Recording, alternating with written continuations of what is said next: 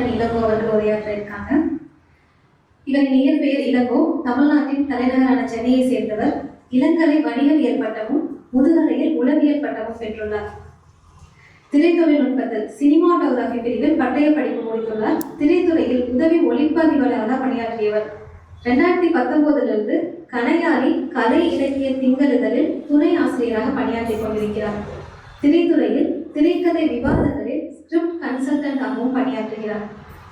பிரைலியில் உரையும் நகரம், 360 டிகிரி இரவு, கோமாளிகளின் நகரம், பனிக்குள்ளா, மோகன், 7 பூட்டுகள், திரைமொழி பார்வை பாகம் 1 ஆகிய நூல்களுக்கு சொந்தக்காரர். நுட்பம் கவிதை இணைய இதழில் இதுவரை 29 கவிதைகளும் நவீன கவிதைகள் குறித்தான புரிதலுக்கு உதவக்கூடிய கவித்துவம், கவிதை, கவிஞர் என்ற தொடரையும் அளித்துள்ளார். கவிஞர் கவிதைக்காரன் இளங்கோ அவர்களை உரையாற்ற வரும்படி அன்போடு அழைக்கிறோம். நுட்பத்துடைய என்னுடைய டிராவல் வந்து 2023 2ஆம் மாதத்தில் தான் கவிதை கிடைத்தார். அடுத்த இது மார்ச் மாதமே வந்து 14 வந்து அடுத்த கவிதை எழுதி வச்சிருக்க போது கவிதை சார்ந்த கட்டுரைகளுக்கு நடந்தாங்க அப்படின்னு சொல்கிறேன். நான் கவிதைகள் சார்ந்த கட்டுரைகள் போது நுட்பத்தில் இருந்தது பார்த்தீங்கன்னாக்கா நிறைய கவிதை தொகுப்புகளுக்கு இருக்கு. கட்டுரைகள் நூல் மதிப்புரையாக விமர்சன கட்டுரைகளாக இல்லை. நான் அப்படி பெரும்பாலும் பண்ண மாட்டேன். வேணா கவிதைகள் குறித்து நான் எழுதுறேன் அப்படின்னு எழுதி அனுப்பினேன். அது அவருக்கு பிடிச்சிருந்தது. ஓகேனா அது தொடரலாம் அப்படின்னாக்கா கவிதை கவிஞன் கவித்துவம் கவிதை அது வந்து ஒரு 10 சாப்டர் அப்படிதான் இது வரைக்கும் 10 சாப்டர் இருக்குது. 26 இதழில் 2 ஆண்டுகள் காணிக்கிறோம். அது ஒரு 10 கட்டுரை அத்தியாயங்கள் வரைக்கும் போய் ஜஸ்ட் ஒரு பாஸ் பண்ணலாம். இதுதான் வந்து எனக்கு நுட்பத்தோடு இருக்கக்கூடிய மிக முக்கியமான அடையாளமான காரணம். அண்ட் அவர் கேட்ட அந்த கவிதைகள் கேட்ட அந்த 2ஆம் மாதம் 2023 ஆரம்பித்து இப்போ கடைசியாக அந்த 40வது இது வரைக்கும் நான் விடாமல் கன்சிஸ்டன்சி செய்கிறேன். ஒவ்வொரு இதழுக்கும் 4 கவிதைகள் அனுப்பியிருக்கேன். என்னுடைய முதல் வாசகர் சந்தோஷ் தான். ஒரு இதனுடைய ஆசிரியராக அவர் இருக்கிறதையும் தாண்டி கவிதைக்கான கவிதைகளை கொண்டாடக்கூடிய ஒரு நல்ல வாசகராக இருக்கிறார். அவரே ஒரு கவிஞர். அந்த மேட்னஸ் பற்றி சொன்னாங்க. அது ரொம்ப முக்கியமான விஷயம். அது மேட்னஸ் அப்படின்றது ரொம்ப ஃப்ளாட்டாக சொல்லலாம், இன்சைனிட்டின்னு சொல்லலாம். அதுதான் கொஞ்சம் உண்மத்தை ஏற்படுத்த விஷயம். அது உள்ள ஒரு மண்டைக்குள்ள வந்து ஒரு இன்ஜின் மாதிரி ஓடிக்கிட்டே இருக்கும்போது இது பண்ணுறாங்க. ஏன்னா நமக்கு வந்து அச்சுதல்கள் தாண்டி நேரங்கள் வந்துச்சு அப்படின்னு சொல்லி நிறைய இருக்குது. அதில் ஒரு பகுதி கவிதை இருக்கும். அதை நம்ம வாசித்து போயிடலாம். ஆனால் ஒரு கவிதைக்காக ஒரு இதழ் தொடங்கணும் அப்படின்னு ஒரு மனசுக்கு எப்படி தோணிக்கணும் அப்படின்னு நான் யோசிக்கிறேன். அவருடைய தொடக்கத்தில் நுட்பம் தொடங்கினப்போ அவர் என்கிட்ட வந்து கவிதைகள் கேட்கல. அவருடைய நட்டுப்பட்டியில் தான் அதில் தயக்கம் இருந்ததாக பிற்பாடு சொன்னார். எனக்கு ஒரு புத்தி இருக்குது, கேட்டால் மட்டும் கொடுப்பேன். கொடுக்க ஆரம்பிச்சிட்டாக்க நிறுத்த மாட்டேன். ஏன் அப்படின்னா அது ஒரு செல்ஃப் கமிட்மெண்ட் தான். காரணம் நம்மளோட பாமரை மாதிரி பேசுகிறது. பாஸ்கரன் சார் இருக்காரு. பாஸ்கரன் சார் வந்து மேடை பேச்சு கூச்சம் மாதிரி சொன்னாலும் அது வந்து தொடர்ந்து இலக்கிய கூட்டங்களில் அல்லது கலை சம்பந்தப்பட்ட அனைத்து விழங்களையும் அவர் பார்க்க முடியும். நான் எழுதக்கூடிய எந்த ஒரு எழுத்துக்கும் அவர் வந்து ஒரு விருப்பக்குறி போட்டு ஒரு கமெண்ட்டும் போடுவார். ஆனால் அவர் எதுவுமே அதை பற்றி கமெண்ட் எழுத மாட்டார். ரொம்ப ரேராக எழுதுவார்.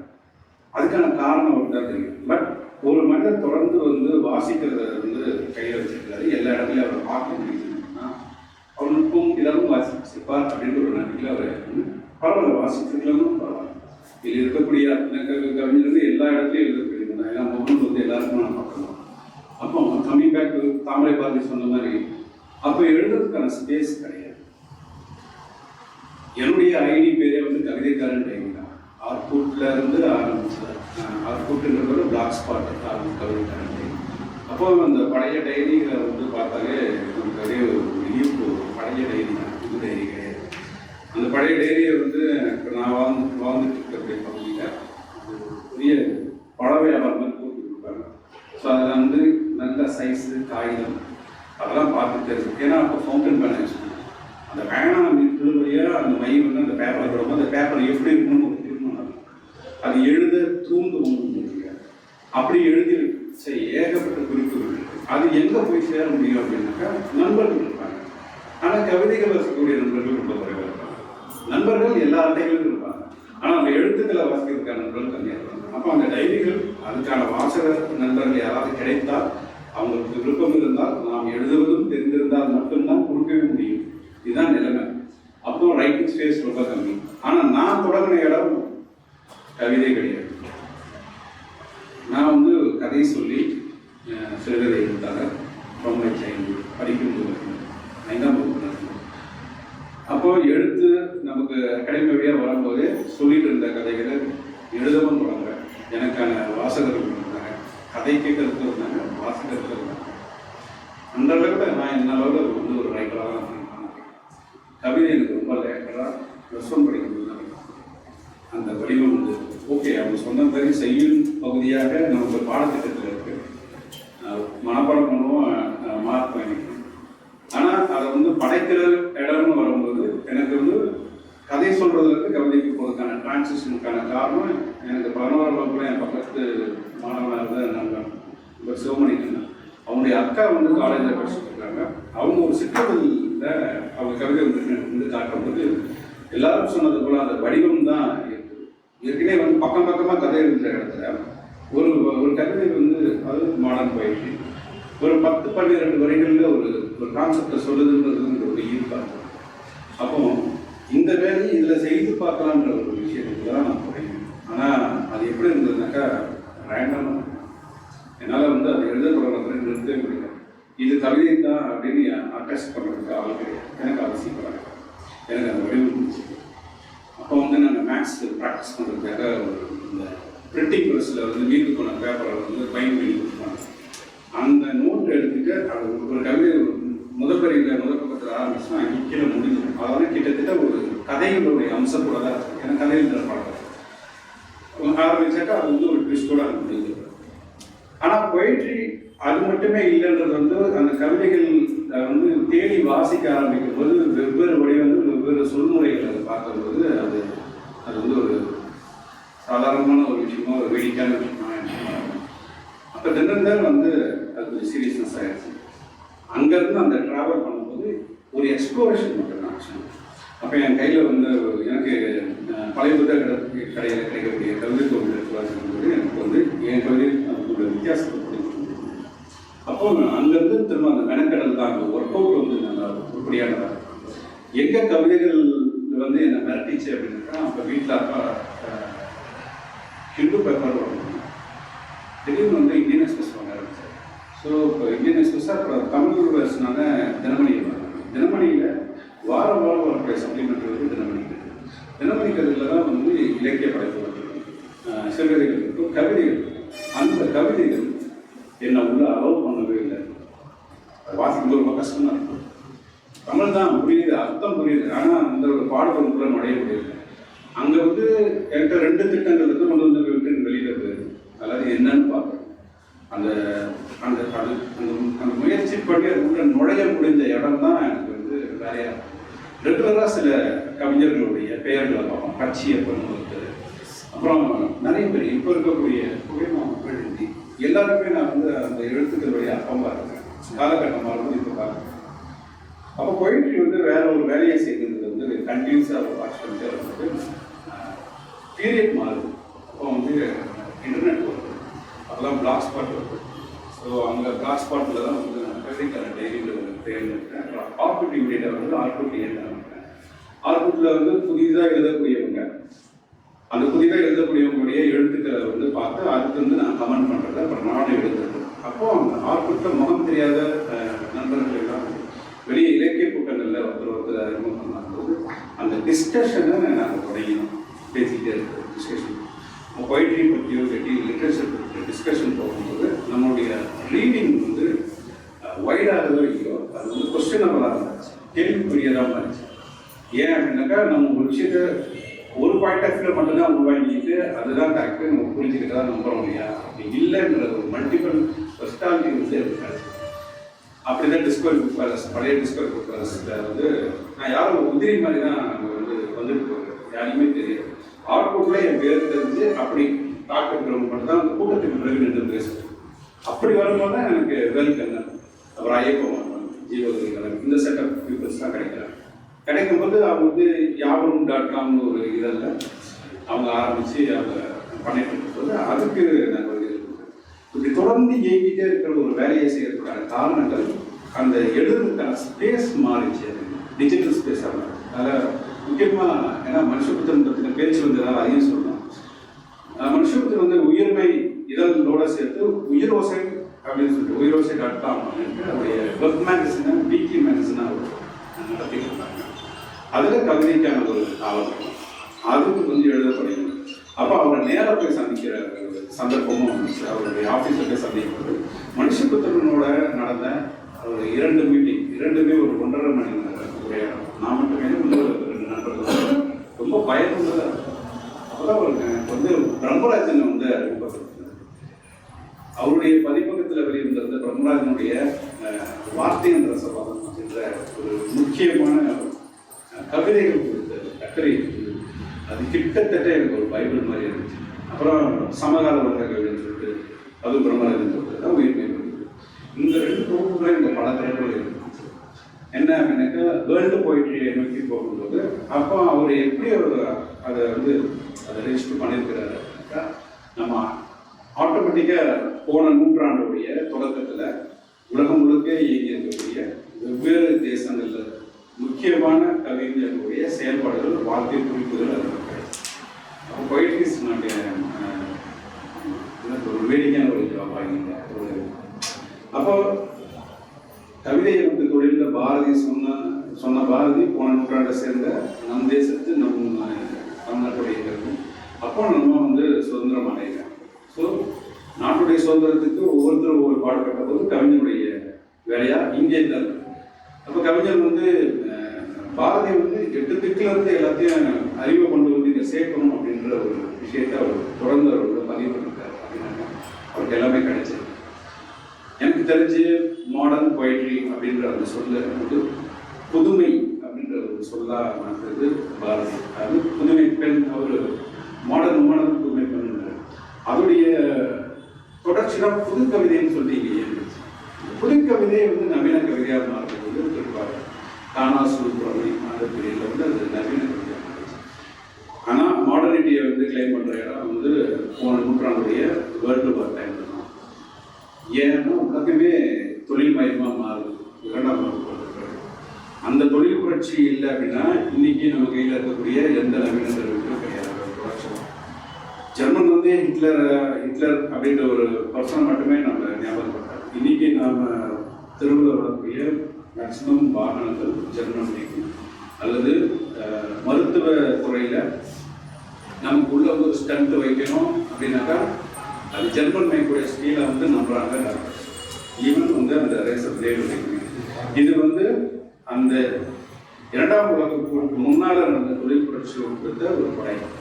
ஒரு ஒரு ஒரு ஒரு ஒரு தொழில்நுட்பத்தில் 2 பேருக்குன்னு சொல்லுவாங்க இல்லையா, இன்னும் ஆக்கமும் இருக்கும் அழிவு. கையில் இருக்க கத்தி யார் கையில் இருக்குன்றதை பொறுத்து அது என்னவா இருக்கும் அப்படின்ற ஒரு விஷயம் தான். அப்போ பொயிட்ரி அப்படிதான் இருக்கும்.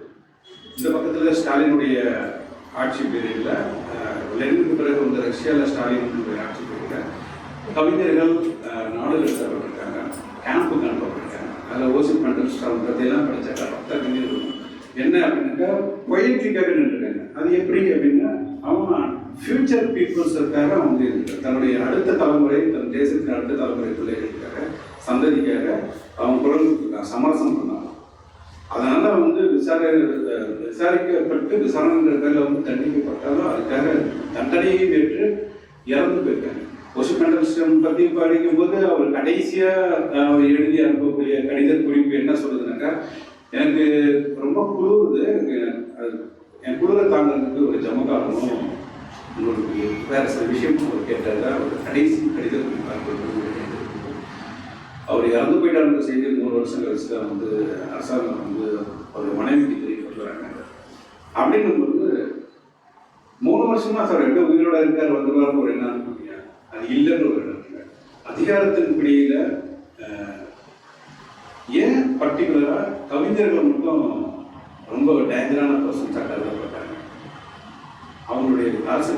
மாற்றுறது பாப்புலர் தான் பற்றி சொல்லுவாங்க. அவர் தான் வந்து எலெக்ஷன் கேண்டிடேட் இருக்கார். அவர் வந்து ஒரு சதத்திற்கு அப்படி நின்று பேசினாங்க 10,000 பேர் கூடுவாங்க அப்படின்னு சொல்லுவாங்க. எழுத்தாளருக்கும் முன்னதாக என் கவிஞருக்கு அப்படின்னு அவருடைய வீட்டை பரிசோதனை பண்ணுவாங்க. பாப்புலர் இது புதுசாக ஏதாவது கவிதை இருக்குங்க.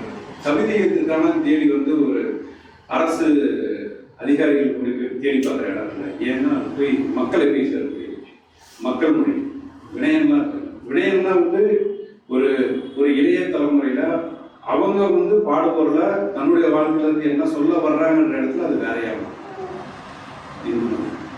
அப்போ கவிதையுடைய ஃபார்ம் அப்படின்றது வந்து ஒன்றா இருக்கலாம். ஆனால் பாடுபொருள் திருமணம் பண்ணுறது நமக்கு கன்கரண்ட்ல நம்ம இப்போ என்னவா இருக்கிறோம், நம்ம எந்த அதிகாரத்தின் கீழே எவ்வளோ சௌகரியமாக இருக்கோ அசௌகரியமாக இருக்கும்ன்ற ஒரு விஷயம். அப்படி பார்க்கும்போது நம்ம ரொம்ப சௌகரியமாக இருக்கும். நாமளும் நம்ம சுதந்திரம் அடைஞ்சிருக்கோம். ஆனால் நம்ம அந்த அளவுக்கு வழியை அனுபவிக்கல, அந்த அளவுக்கு நம்ம ரத்ன சிந்தனை மேபி பிகாஸ் ஆஃப் காந்திஜி சொல்லலாம். காரணம் என்ன அப்படின்னாக்கா, அதே நேரத்தில் உலகத்தின் வெவ்வேறு முறைகளில் வெவ்வேறு விதமான வாழ்க்கையில் அனுபவிச்சிருக்காங்க, மாறி இருக்கு. மாடர்ன் வேர்ல்டில் அங்கே இருந்தால் சார்லி சாப்ளின் நம்ம அப்படி தான் பார்க்க முடியும். சார்லி சாப்ளினுடைய மாடர்ன் வேர்ல்டு வந்து அது வேற. எனக்கு இன்னைக்கு லலித் கலா அகாடமிக்கு காலையில் போயிட்டு வந்திருக்கேன். என்ன அப்படின்னாக்கா, இங்கே சென்னையில் இருக்கக்கூடிய கவின் கலை கல்லூரி மாணவர்கள் 4 ஆண்டு படிக்கிறாங்க. அதில் வந்து 1ஆம் ஆண்டு 2ஆம் ஆண்டு 3ஆம் ஆண்டு எல்லா மாணவர்களுடைய அவங்களுடைய ஷோவை வந்து டிஸ்பிளே பண்ணியிருக்காங்க. நாளையோட லாஸ்ட் தக்க வாய்ப்பு தான் போய் பார்க்கலாம். எல்லாமே அதனுடைய பேஸ் வந்து பார்த்தீங்கன்னாக்கா சார்கோல் அண்ட் கிராஃபிக் பென்சில் கவிகள் எல்லாமே 6 feet to 5 feet அந்த மாதிரி லைஃப் ஸ்டைல் தான் இருந்துச்சு, போர்ட்ரேட் தான் இருந்துச்சு, கான்செப்ட் ரெண்டு பேர் பிரம்மாண்டமான ஓவியங்களை வந்து டிஸ்பிளே பண்ணியிருக்காங்க. உட்கார்விங் வரைக்குமே இருக்கு. அப்போ வந்து இப்போ எனக்கு அதில் ஒரு மாணவன், ஒரே ஒரு மாணவன் மட்டும் கும்பகோணத்தில் இருந்திருக்காங்க. அந்த மாணவன் எனக்கு பழக்கம் உடலே. அவனை தெரிஞ்சுக்கிட்டது வந்து வாசக சாலையோட அவன் பிற்பாடு ஓவியத்துறைகளை நுழைஞ்சி இப்போ அவன் வந்து கல்லூரி மாணவனாக டிஸ்பிளே வச்சுருக்கான். அவன் என்னை இன்வைட் பண்ணி தான் நான் போயிருக்கேன். அப்போ அந்த மாணவர்கள் அவங்க ஃப்ரெண்ட்ஸ் எல்லாருமே வந்து சென்னையில் படிக்கிறாங்க. அவங்க ரூம் எல்லாரும் சூழ்ந்துக்கிட்டாங்க. அவங்கள்ட்ட பேசும்போது இன்ட்ராக்ட் பண்ணும்போது இன்ட்ரெஸ்டிங்காக இருந்துச்சு. ஆனால் அவங்க ஒரு நல்ல மாஸ்டர் இந்த பசங்களுக்கு இருந்தார். ஸோ அவர் வந்து எக்ஸ்ப்ளோர் பண்ணுறது அவர் பண்ணுறாரு, கண்டிஷன் பண்ணுறாரு ட்ராயிங். அப்போ நான் அங்கேருந்து ஆரம்பித்து இப்போ அதை வந்து பார்த்தீங்கன்னாக்கா இப்போ கிரேக்கோடைய ஸ்கல்ப்சர்ஸு, அப்புறம் வந்து ரோமனுடைய ஸ்கல்ப்சர்ஸ் எல்லாம் வாட்ச் பண்ணிட்டேன். அந்த மாணவிகள்கிட்ட கேட்டேன், எதனா இதை சூஸ் பண்ணிட்டேன், ஃபஸ்ட்டு இந்த ரெண்டுத்துக்கு டிஃப்ரென்ஸ் என்னன்னு கேட்டேன். அவங்களுக்கு டிஃப்ரென்ஸ் வந்து ஒரு ஓரளவுக்கு சொல்லுது. அப்போ பார்வையாளர்களாக வர்றவங்க அவங்க பாயிண்ட் ஆஃப் வியூ என்ன சொல்கிறாங்க அப்படின்றதும் சேர்த்து உங்களுக்கு தகவலாக மாறும். 3 மாதம் உங்களை அதுதான் எக்ஸ்ப்ளோர் பண்ண சொல்லுங்கள். அப்போ பொயட்ரிக்கும் பெயிண்டிங்கும் இருக்கக்கூடிய ரிலேஷன்ஷிப் பற்றி நான் பேசுகிறேன். இந்த பிரிட்ஜ் எவ்வளோ இம்பார்ட்டன்ட். அப்போ அவங்க இந்த ஜென்ரேஷன் பசங்க, ஸோ அவங்களுக்கு அது தெரியல. நான் போர் அடிக்கணும்னு எனக்கு ஒரு டவுட் வந்துச்சு. இல்லை சார் நீங்கள் சொல்லுங்கள், இன்ட்ரெஸ்டிங்காக இருக்குது. அப்போ எப்படி வந்து இதே சென்னையில் கவிஞர் ஆத்மானா 90களில் அவர் வந்து அன்றைக்கி அதை செயல்பாடு என்ன பிரமியில் இருக்காரு, ஆத்மானா இருக்காரு, எல்லாமே இருக்காரு. என்னன்னாக்கா இங்கே அவங்க வந்து கூடி கவிதைகள் மட்டுமே பேச மாட்டாங்க, லிட்ரேச்சர் பற்றி மட்டுமே பேசுகிறாங்க. எங்கேயாவது மியூசிக் கான்செப்ட் இருந்தாக்கா மியூசிக் அகாடமி போவாங்க, அன்எஃபெக்டட் போவாங்க. அதுமாதிரி லிரிக் கலா அகாடமி மாதிரியான கேலரி பெயிண்டிங்ஸ் போவாங்க. அப்போ ஒரு ஆர்ட் ஃபார்மில் இருக்கக்கூடிய எல்லாருமே வந்து அசம்பிள் ஆகிற வேலையை வந்து செய்வாங்க. ஆத்மானமுடைய கவிதைகள் லா இதழ் தொகுப்புலாம் வந்துருக்கு. அவருடைய ஒரு தொகுப்பில் வந்து அப்போ ஃபேமஸான ஓவியர் முரளிதரனுடைய இணைஞ்சு பயன்படுத்திருக்காரு. இப்போ துண்டிச்சு போயிருந்த ஒரு காலகட்டம் இன்னைக்கு எல்லாமே சாத்தியம். மீடியம் தான் எல்லாமே. இந்த மீடியத்துடைய சாத்தியத்தில் நாம் வந்து வெறும் லாங்குவேஜில் மட்டும்தான் இயங்குறோம் அப்படின்னு சொல்லவே கூடாது. லாங்குவேஜ் ரொம்ப லேட்டாக தான் இருந்துச்சு. விஷுவல் தான் ஃபர்ஸ்ட். இப்போ இந்த விர்ச்சுவல் பற்றிலாம் பேசுகிறாங்க. இப்போ எல்லாமே மர்ஜாக ஆரம்பிச்சு நாட் அவாய்டு. ஆர்டிஃபிஷியல் இன்டெலிஜென்ஸ் நீங்கள் அவாய்ட் பண்ணவே முடியும். இப்போ நாளைக்கு நியர் ஃபியூச்சரில் இப்போ இவ்வளோ பேராகவே வர முடியல. இப்போ நிறைய பேர் நுட்பத்தில் இயங்கக்கூடிய கவிஞர்கள் வாசகர்கள் வெவ்வேறு ஊர்கள் வர முடியும். நாளைக்கு ஹாலோகிராம்ன்ற ஒரு பெரிய டெக்னாலஜி வந்துச்சுனாக்கா நாம் வந்து உருவமாக இந்த அசம்பிளாக பிரிச்சு வாட்ஸ்அப் கால் அப்படின்ற ஒரு விஷயம் வந்து வரும்னு யாரும் நாங்கள் நினச்சி கூட பார்க்கணும் இல்லை சார் பாஸ்கரன் தான் இருக்கேன் நாங்கள் நினச்சி கூட பார்க்குறேன். நான் என் ஃப்ரெண்டுக்கிட்டலாம் ஒரு படத்தில் இருந்து நான் பார்த்துட்டு நான் சொன்னேன் டச் ஸ்க்ரீன் இருக்குருக்கேன். அதே போல் தொட்டால் வந்து ஒர்க் அவுட் ஆகணும்னு கேட்டிருக்காங்க. ஏன் அப்படின்னாக்கா அது நம்ம நம்பமாக இருக்கிற இடத்துல தான் சயின்ஸ் வந்து வேலை செய்யும். இன்னைக்கு அப்படி இல்லை, எல்லா பாசிபிலிட்டிஸும் நம்ம பார்க்க முடியும். இன்னைக்கு ஃபிசிக்கல் டச் தேவைப்படுறதில்லை. அப்பாவும் அம்மாவும் இந்த ஊரில் இருக்காங்க, பிள்ளைங்க வந்து கனடா கலிஃபோர்னியாவில் இருக்காங்க, பேரனையும் பேர்த்தையும் வந்து வாட்ஸ்அப் காலில் இருப்பாங்க. ஃபிசிக்கல் டச் இல்லை, லாங் சொன்னாங்க இல்லை, பேப்பரை தொட்டு படிக்கணும்னு ஆசை இருக்குது, ஆனால் வந்து எல்லாமே மீடியமாக இருக்குது. What about humans? உறவுகளே அப்படி ஆயிடுச்சு. நாளைக்கு இன்னும் சுத்தம் ஹெலோகிராம் அப்படின்ற ஒரு விஷயம் வந்துச்சுனாக்கா அந்த டெக்னாலஜி வரும்போது என்ன ஆகும்? நம்ம வேற வேலையை வந்து ஸ்தூலமாக பார்த்துருக்கோம். நம்மளுடைய இமேஜிங்கிறது இதுக்கான வாய்ப்பு படங்கள் பண்ணியிருக்காங்க. சீக்கிரமாக வந்து நடைமுறைக்கு வரணும். நாம் நம்மளுடைய உணர்வுகளை நம்ம சக மனிதர்களில் கடத்துறதுக்கான மீடியத்தை நூற்றாண்டு காலமாக கண்டுபிடிச்சிட்டு வந்துட்டு அதில் ஒரு சாதாரண கல்வியாக டெக்ஸ்ட்ல எழுதுறது ஒரு சுருக்கமான ஒரு கிறிஸ்பான ஒரு கேள்வி அது போதலை பத்தலை அப்படிங்கிறத பிரமிழெல்லாம் இப்போ நிறைய பேர் யாரும் தேடி படிக்கிறதுல மறந்தாச்சு. பிரமிழுடைய ஆக்கங்கள் கட்டுரைகள் கிடைக்குது. லயம் அப்படின்னு ஒரு வேலை சொல்லியிருக்காரு. அந்த லயம் வந்து தொகுக்கப்பட்டிருக்கு. காலசுப்ரமணியம் தான் இன்னைக்கு வந்து பிரமிழ் அவர்களுடைய இதை வந்து கொண்டு வந்துருக்காரு. அவ்வளோ விமர்சனம் தனி, நூல் மதிப்புரை தனி, பொயிட்ரி பற்றின பார்வை தனி. அவர் ஏன் வந்து ஒரு கவிஞன் அவ்வளோ பிரம்மாண்டமாக பிரமிப்பான ஆளாக இருக்கிறான் அப்படின்னாக்கா இமேஜ் அப்படிங்கிற ஒரு விஷயம் வந்து நம்மகிட்ட இருக்கு.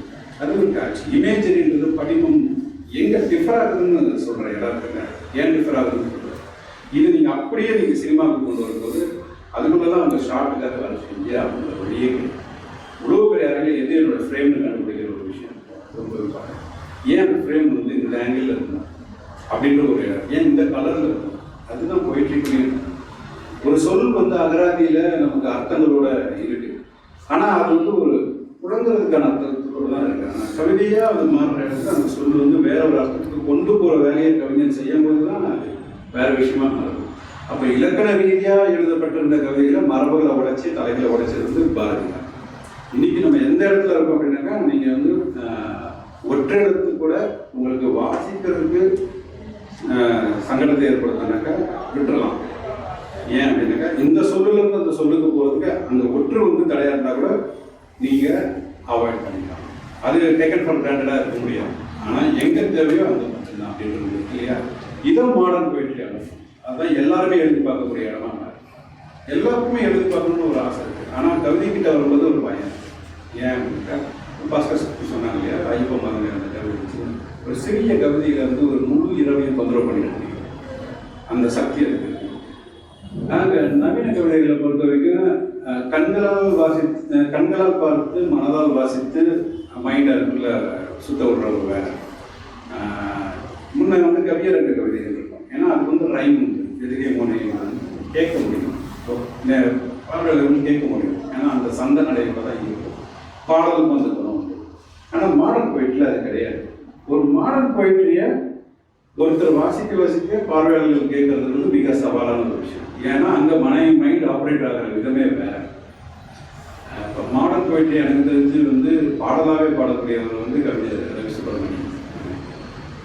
ஆக்சுவலாக அதுதான் வந்து முதல் கவிதைக்காரன். நான் இரண்டாம் கவிதைக்காரன். நான் நிறைய கவிதை தெரியாது, அது அன்னைக்கிட்ட பேசியிருக்கேன். அப்போ ஏன் இந்த வேலைகள்லாம் நடக்க முடியும் அப்படின்னாக்கா எல்லாருக்கும் தன்னோட உறவாடக்கூடிய மனிதர்களுக்கு தன் மன நிலைப்பாட்டை கடத்திடணும் அப்படின்னு ஒரு ஆசை. அதுக்கு ஒன் ஆஃப் த வடிவமாக எளிமையான வடிவமாக வந்து போயிட்டு இருக்கு. அதனால எல்லாருமே ட்ரை பண்ணுறாங்க. பட் அதையே பண்ணிகிட்டே இருக்க முடியாது. அப்போ போயிட்டு வந்து சீரியஸ் பிஸ்னஸாகவும் இருக்கிற நம்ம ரெஃபரன்ஸ் எடுக்கும்போது அது வந்து ஒரு சூப்பர் மார்க்கெட்டில் ஒரு தேர்வு முறைதான். நான் வந்து ஒரு கவிதையை நான் எந்த வடிவத்தில் நான் கொடுக்கலாம், எந்த வடிவத்தில் நான் எடுத்துக்கலாம் அப்படின்றது வந்து என்னுடைய சாய்ஸ் தான்.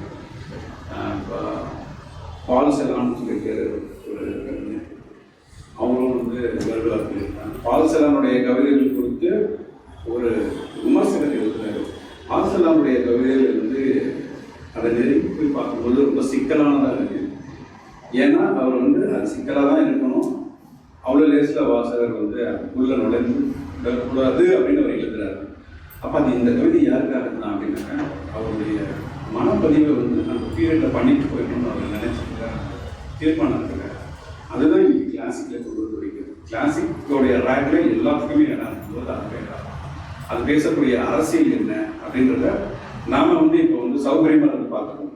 நம்ம இப்பவும் ஒரு வேர்ல்டு வார் மூவி, இப்பவும் வேர்ல்டு வார் கொடுத்து அவங்க தான் மூவி எடுக்கிறாங்க, நம்ம எடுக்கிறதே. காரணம் அதனுடைய விளைவு, அதனுடைய தொடர்ச்சியில தான் நம்ம இன்னைக்கு இருக்கிறோம். அப்படியே இயங்கிருக்காங்க போயிட்ஸ், அப்படி இயங்கிருக்காங்க. அந்த உங்களுக்கு போயிட்ரி பற்றி அரிஸ்டாட்டில், அவருடைய மாஸ்டரான சாக்ரட்டிஸ், பிளாட்டோ எல்லாருமே போயிட்ரி பற்றி பேசி பொயட்டிக் அப்படின்ற தமிழ் பற்றி பேசிருக்காங்க. ஏன் பேசிருக்கீங்க அப்படின்னா அது வந்து ஒரு விஷயத்த செய்தியை வந்து வெளிப்படுத்துறது மட்டும் இல்லை, ஒளிச்சு வைக்க ஏதுவான ஒரு இடம். சில ப்ரொஃபஸர் இருப்பாங்க, தீர்க்கதரிசிகள், அவங்க வந்து நம்ம கிட்ட திருமூலர் இருக்காங்க. அவங்க என்னன்னாக்கா உங்களுக்கு வந்து அப்படியே நேரடியாக சொல்ல வேண்டியது, அது யாரும் டீகோட் பண்ணுறதுக்கு பின்னால் ஒருத்தவங்களும் டீகோட் பண்ணிக்கிட்டு அந்த வேலைகளை இன்னைக்கு செய்யக்கூடிய கவிஞர்கள் நம்ம சமகாலத்தில் இருக்காங்க. அதை நாமளும் செய்து பார்க்க முடியாது. மனத்தடையாக இருக்கிறது வந்து ஒன்றே ஒன்று மட்டும்தான், நம்மளுடைய நேரமும் மெனக்கடல் மட்டும்தான். அப்போ சந்தோஷ் தோழர்கள் வந்து கட்டுரையை கேட்கும்போது நான் ஒரு தொடராக மாற்றினதுக்கான காரணம் வந்து கவிதையை எப்படி எழுதுறதுக்காக ஒரு மாடர்ன் போயிட்டே வந்து நம்ம எப்படி அப்ரோச் பண்ணுறது, ஒரு ரீடரை கேட்கறது. ஏன் என்னுடைய ஓட்டு என்னைக்குமே ரீடர் இருக்கு. ஏன் அப்படின்னாக்கா அது நம்ம வந்து உள்ள விடவே விடாது. உள்ள நுழையிறதுக்கு நம்ம என்னெல்லாம் பண்ணலாம் அப்படின்னாக்கா எல்லாத்துலேயுமே இருக்கிறவங்க அதுலேயும் ரூல்ஸ் இருக்கு. அது வந்து பெரிய விஷயம்லாம் கிடையாது அப்படின்றது. அதுக்கு அவ்வளோ மாஸ்டர்ஸ் வேலை பார்த்துருக்காங்க முன்னால். அதை இன்னும் கூட நாமே எளிமையாக கொடுக்க முடியும் நம்மளுடைய அனுபவத்தில் இருந்ததுன்னா. ரேவதி சொன்ன மாதிரி ரேவதியும் நான் வந்து பொயிட்ரி ரிலேட்டடாக நாங்கள் அவ்வளோ விஷயம் பேசுகிறோம். லாங்கர் அவ்வளோ ஒர்க் அவுட் பண்ணிருக்கோம், அவ்வளோ டிஸ்கஸ் பண்ணிருக்கோம். இப்போ அந்த ரேஸில் வந்து இப்போ லாஸ்ட்டாக வந்து சேர்த்துருக்கிறது வந்து பத்மகுமாரி இப்போ வந்து கவிஞராக ஆயிடுச்சு. இப்போ அதுக்கான பிளாட்ஃபார்மும் ஃபோன் கொடுத்துருக்கு. நான் எப்பயுமே சொன்னேன், இட்ஸ் சீரியஸ் பிஸ்னஸ். நீங்கள் வந்து ஒரு ரைட்டராக இருக்காத விஷயமே கிடையாது. பட் ஒரு பொயிட்ரிக்குள்ளே வரணும்னா ரீடு நிறைய பொயிட்ரி படிக்கலாம், அதை பற்றி டிஸ்கஸ் பண்ணணும். அப்படி நண்பர்கள்ட்ட எழுதுறது டிஸ்கஸ் பண்ணிட்டு அது எங்கெல்லாம் வந்து பிரச்சனை பண்ணுதோ அந்த இடத்துல வந்து ப்ளீஸ் ஸ்டே அண்ட் வெயிட், அவ்வளோதான். வேற ஒன்றுமே தெரியாது.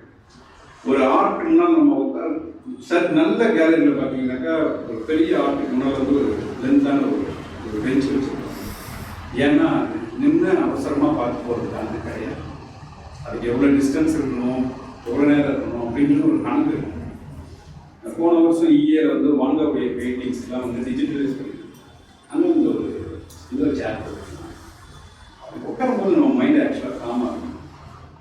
நம்ம முன்ன புத்தகத்தை எடுத்துட்டு மடியில் வச்சு படிக்கிற பழக்கம் அப்படின்னா வெவ்வேறு வீட்டுக்குள்ளேயே வெவ்வேறு இடத்துல இருக்கும் படி வாசிக்கிறது. ஏன் அப்படின்னாக்கா ஃபஸ்ட்டு மென்டலி செட்டில் தரணும். போயிட்டு ரொம்ப கராராக அந்த கதையை எப்போவுமே சொல்லு தொடர்ந்து, ஏன்னா எதுவுமே வந்து முடிவே கிடையாது. எக்ஸ்ப்ளோரேஷன் நிற்கவே கிடையாது, கற்றுக்கிறது நிற்கவே கிடையாது. எப்போ நான் கூட்டங்களுக்கு போகிறதுக்கு ஒரே காரணம், நம்ம கொஞ்சம் தெரியப்பட்ட ஆளாக கூடியதுக்கு இந்த சைடு வந்துடுறோம். நான் பெரும்பாலும் அங்கே உட்கார நான் வந்துடுறேன். என்ன அப்படின்னாக்க ஒரு கருப்பொருள் குறித்து எத்தனை பாயிண்ட் ஆஃப் வியூஸ் கிடைக்கிறது. என்னுடையது மட்டுமே அறுதியெல்லாம் கிடையாது, அதை நம்பவே கூடாது. ஏமாந்தே போயிட்டு இல்லை வேற செமையாக இருக்குது அப்படின்னு இது ஏன் நமக்கு தோணலன்னு நான் யோசிக்கவே மாட்டேன். இது நல்லா இருக்குல்ல அப்படின்னு வியக்கிற இடம் மட்டும்தான் முக்கியம் எனக்கு. எனக்கு ஆல் இந்தியா ரேடியோ ஒரு வாட்டி இன்டர்வியூ பண்ணும்போது போயிட்டு இருக்கு, மாடர்ன் போயிட்டு வந்து இங்கேருந்து முடிவு பண்ணுறீங்க இப்படி அப்படின்னு கேட்டேன். அது கஷ்டமான கேள்வி தான், நீங்களே சொல்லுங்க. அவர் கேள்வியோடு சேர்த்து அவர் ஒரு குறிப்பு கொடுத்தாரு. அவ்வளோ கஷ்டம்லாம் இல்லை. என்னென்னா எனக்கு வியக்க தெரியும். நான் வியக்கிறது எப்போ நிறுத்துறேன்னா அப்போ வந்து எனக்கு வாசிக்கிறது எழுதுறது. We bond for that. குழந்தைகளுக்கு ஒரு குழந்தை வந்து எல்லாத்தையும் வியக்கிற இடம் இல்லையா. நம்ம வந்து அறிவு போடும்போது நம்ம எங்கே கைவிட்டுறோம்ல. இன்னைக்கும் பிரபல டைரக்டர்களோட பெரிய எழுத்தாளர்கள் சொல்றாங்க, என் கூட இருக்கக்கூடிய குழந்தையும் நான் இறக்காம இருக்கேன். ஏன் அப்படின்னாக்கா அந்த குழந்தைக்கு வந்து ஃபார்மே கிடையாது. தானியா என் பொண்ணுலாம் வந்து சின்ன வயசுல ஃப்ரீயா இருக்கும்போது கையில வந்து கிரையான்ஸ் எடுத்து ஸ்டோவ்ல அந்த ஸ்டோவ் அவ்வளோ ஸ்பீடாக இருக்கும். அவங்க ஒரு யானை குருவி தொப்பி ஏதாவது வேகமாக மறைஞ்சு முடிச்சிருவாங்க. ஏன்னா நம்ம ஒத்துக்கணுன்ற அவசியமே கிடையாது. அது மைண்டு சொல்லிட்டு இதுதான் யானை அப்படின்னு. நீங்கள் கொஞ்சம் கொஞ்சமாக அகாடமிக்கல் ஆகும்போது நீங்கள் வளர்ந்தது யானை இல்லைன்னு யாரும் சொல்லிடக்கூடாதுன்னு பண்ணக்கூடிய மெனக்கடல் தான் பிரச்சனை. ஆன்லைன் ரேடியோ எனக்கு தெரிஞ்சு உலகின் முதல் ஆன்லைன் ரேடியோ ஃபார் பொய்ட்ரி ஒரு முடிவுக்கு வந்துடலாம்னு நான் நினைக்கிறேன்.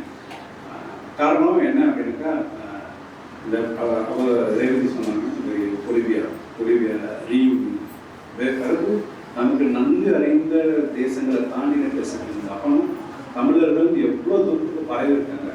ஒரு மொழி வந்து எப்படி நம்மளை வந்து இணக்கமாக இணைக்குது, அதுக்கு வந்து கவிதையை பயன்படுது.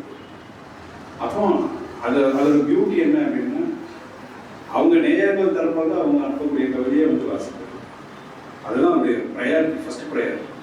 அப்போ அது வந்து மக்கள் குரலாக மாறுற இடத்துல அவங்க கவிதைன்னு விரும்பக்கூடியது நம்பக்கூடியது. அதை எது வாசிக்க ஏதுவாக இருக்கோ அது வந்து தேவதையோட குரலை போகணும்.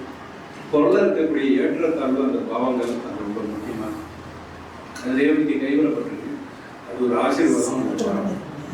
அது எல்லாருமே பேசுகிறது. அது நம்ம என் தங்கை தான், எங்கள் டீம் தான். ஆனால் நாங்கள் ட்ரையல் பார்க்கும்போது, செகண்ட் ட்ரையல் பார்க்கும்போது நான் சொன்னேன், நான் ஒரு நாள் வந்து காலையிலேருந்து வேலை முடிச்சுட்டு அந்த செகண்ட் ட்ரையல் நினைக்கிறேன் ஜனவரி மாதம் நான் வந்து ஸ்டேட்டாக அந்த ரேடியோ கேட்கும்போது எனக்கு அப்படி ஒரு ரிலீஃப் இருந்துச்சு. அது வந்து எந்த ஒரு சார்பும் இல்லாத ஒரு கிடைச்ச ஒரு ரிலீஃப். இந்த ரிலீஃப் எல்லாருக்குமே கிடைக்குது அப்படின்றது வந்து மிகப்பெரிய ஒரு ஆட்சியான ஒரு வாரம் நான் நினைக்கிறேன். அது வந்து தொடர்ந்து அது தனிப்பட்ட முறையில் பேஷனாக ஒருத்தி பண்ணிக்கிட்டே இருந்ததுக்கான இன்னொரு டைம் பீரியட் ஒரு பிளாட்ஃபார்ம் வந்து ஒரு தொழில்நுட்பத்தில் வரும்போது அந்த ஜங்ஷன் வந்து ரொம்ப நல்லா இருக்கு. அது ரொம்ப ஆரோக்கியமான ஒரு ஜங்ஷன். அது வந்து தொடர்ந்து பல ஷோஸ் போகணும் அப்படின்னு. அது ஒரு வார இறுதியில் பத்மகுமாரி சொன்ன மாதிரி எல்லா வேலையிலும் முடிச்சுட்டு ரிலாக்ஸ் ஆகிறது. ஒரு டே அது ரீப்ராட்காஸ்ட்டை கேட்கும்போது அடுத்த வாரத்தை தொடங்குறதுக்கான ஒரு விஷயமாகவும் இந்த பச்சோந்தியெல்லாம் வந்து கணையடியிலேருந்து பழக்கம். ஏன்னா நீங்கள் வர்றதுக்கு முன்னாடியே வினயம் பேசுகிறீங்க. ஸோ நீங்கள் வினயனை கண்ட அந்த நேர்காணல் நுட்பத்தில் அவங்களுடைய இம்பார்ட்டன்ஸ் சொல்லியிருக்கோம். அதுதான் உங்களையும் பேசுறதுக்கு உங்களுக்கு ஒரு பெரிய அட்டாச்மெண்ட் இருக்குன்னு நீங்கள் சொன்னாலும் தெரியும், நமக்கு தெரியும். இதை பதிவு பண்ணுற இடத்துல தான் தெரியும். ஸோ ஒரு பொயட்ரி என்ன பண்ணுது அப்படின்னாக்கா, நம்மளை கொஞ்சமாச்சு வந்து பேலன்ஸ் பண்ணுது. இந்த சொசைட்டியில் நம்ம காண்டம்பரரில் நம்ம விடிஞ்சால் நம்ம ஃபேஸ் பண்ணக்கூடிய நல்லது கெட்டது ரெண்டுத்தையுமே வந்து நம்ம அதுக்கு நடுவில் நம்ம பேலன்ஸ் பண்ணி நிறுத்துறதுக்கு ஒரு பயன்படும். அதுக்கு எழுதணுன்ற அவசியம் இல்லை, வாசித்தாலோ இல்லை வாசிக்கிறத கேட்டாலும் கூட போதும். அப்படின்றது தான் நுட்பத்துடைய மெயின் சாதனை நினைக்கிறேன். சந்தோஷ் சொல்றது அது வந்து அவர் உடல்நலத்துக்கு முக்கியத்துவம் தொடர்ந்து இயங்கணும். இதோடைய வீச்சு வந்து எங்களை விட உங்களுக்கு தான் அதிகமாக தெரியும். அண்ட் எங்களுக்கு வந்து ஒவ்வொரு பேரில் ஒவ்வொரு வீடியோ வந்து நுட்பம் வந்து. ஆனால் நீங்கள் கையில் எடுத்த தொடக்க புள்ளி என்னன்றது வந்து நீங்கள் சொல்லும் போது தான் கைவிட்டு நீங்கள் சொல்ல போகிறீங்க. அது வந்து தொடர்ந்து கைவிட்டுறாங்க. நீங்கள் அந்த தொழில்நுட்பத்துடைய அடுத்தடுத்த அப்டேஷனை எப்படி நீங்கள் பண்ணணும்னு பார்த்துட்டு ஒரு ஃபியூச்சர் விஷன் போடுறாங்க. அப்படிப்பட்ட நீங்கள் எனக்கு ஒரு நண்பராக கிடைச்சது வந்து எனக்கு பெரிய ஒரு விஷயம். அண்ட் பொறுமையாக எல்லாரும் கேட்கறதுக்கு இந்த வாய்ப்பின் சந்தர்ப்பத்தை இது ஒரு சிறப்புரை தான் நானும் நம்பி உங்கள்கிட்ட இருந்து விடைபெற்று